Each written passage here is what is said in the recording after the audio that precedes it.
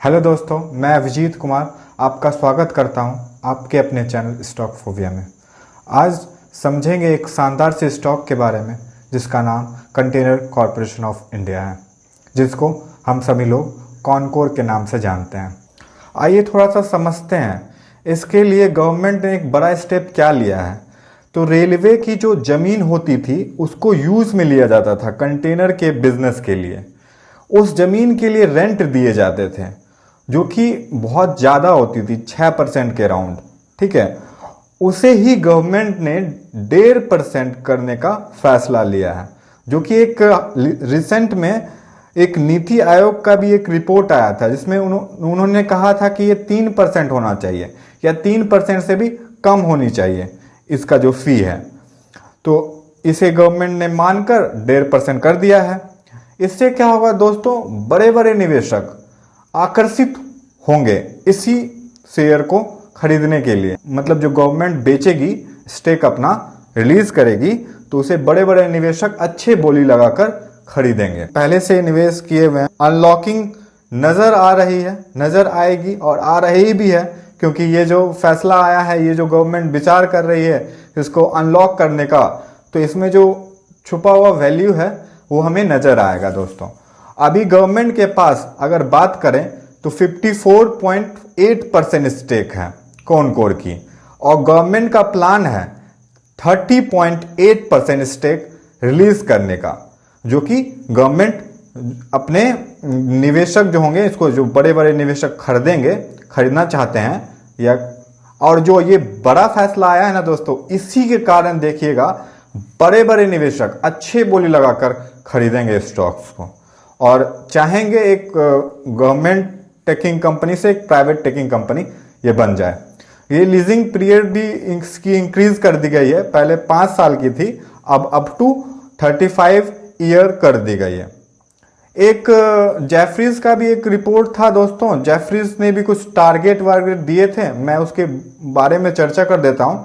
Jefferies का कहना था कि इसकी जो इस रिपोर्ट अगर प्राइवेटाइजेशन होती है तो इसके बाद इसकी टारगेट 850 से एबव जा सकती है, और एक नॉरमुरा है दोस्तों, उनकी टारगेट थी 918 की अनलॉकिंग कैपेसिटी बहुत ज़्यादा है दोस्तों। अनलॉकिंग वैल्यू, जिसको कैपेसिटी में बोला, अनलॉकिंग वैल्यू बहुत ज़्यादा है दोस्तों इसमें।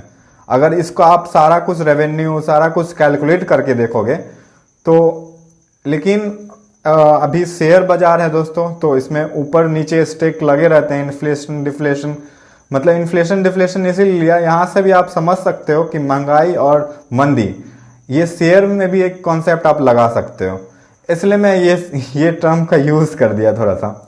और हाल में ही आप देख रहे होगे इतना सारा चीज़ चाइना वगैरह सब में, रूस में क्या क्या हो रहे हैं, जिनके वजह से हमारा भी शेयर मार्केट इफेक्ट। एक बात आप ध्यान से सुनना, हाल ही में विनिवेश में कुछ और समय लग सकता है, क्योंकि रेल मंत्री ने हाल ही में स्पष्ट कर दिया है कि नीति निवेश रूप से कॉनकोर से संबंधित नहीं है। ये जो नीति है, जो पॉलिसी है, ये कॉनकोर से संबंधित नहीं है विशेष रूप से। ये कॉनकोर जैसी जितनी भी पीयर्स गवर्नमेंट की कंपनी है उन सभी से संबंधित है, क्योंकि सरकार का लक्ष्य गति शक्ति कार्यक्रम के तहत 300 नए टर्मिनल खोलने की तैयारी की जा रही है। ठीक है, तो मौलिक दृष्टिकोण से ये पॉलिसी कॉनकोर के मापदंडों में खरी उतरती है दोस्तों। और पॉलिसी रिपोर्ट अगर की बात करें तो पॉलिसी रिपोर्ट 90 दिनों में फाइल होने की संभावना है। इसके विशेष क्या क्या गवर्नमेंट स्टेप ली है उसमें सारा कुछ लिखा रहेगा। आइए दोस्तों, अब समझने की कोशिश करते हैं फंडामेंटल एनालिसिस को, जिसमें मार्केट कैप इसकी 41,834 करोड़ की हो गई है। पीई इसका 38.30 का हो गया है। आरओई इसकी 10% के राउंड है। डिविडेंड यील्ड इसका 1.5% के राउंड है, जिसकी फेस वैल्यू इसकी 5 की है, जो कि अच्छी है। 83% एनालिस्ट बाय करने के लिए रिकमेंडेशन दे रहे हैं और 14% एनालिस्ट होल्ड करने का दे रहे हैं, सेल का 3%। आप ठीक समझ रहे हो, मार्केट का कंडीशन अभी खराब चल रही है, पर डरने की जरूरत नहीं है। आप अच्छे शेयर के साथ बने रह सकते हैं। इसलिए हमारे चैनल का भी टैगलाइन है why fear when stock phobia is here. Like करें, सब्सक्राइब करें दोस्तों, क्योंकि आपके एक लाइक से हमें मोटिवेशन मिलता है और हम नया वीडियो ला पाते हैं। जैसा आपका लाइक हो, अच्छे अच्छे कमेंट करें दोस्तों। कुछ भी पूछना है कमेंट बॉक्स नीचे खुला है, कमेंट करें बिंदास होकर, सारा कुछ पूछें और प्यारे भाई को स्टॉक फोबिया को लाइक करें।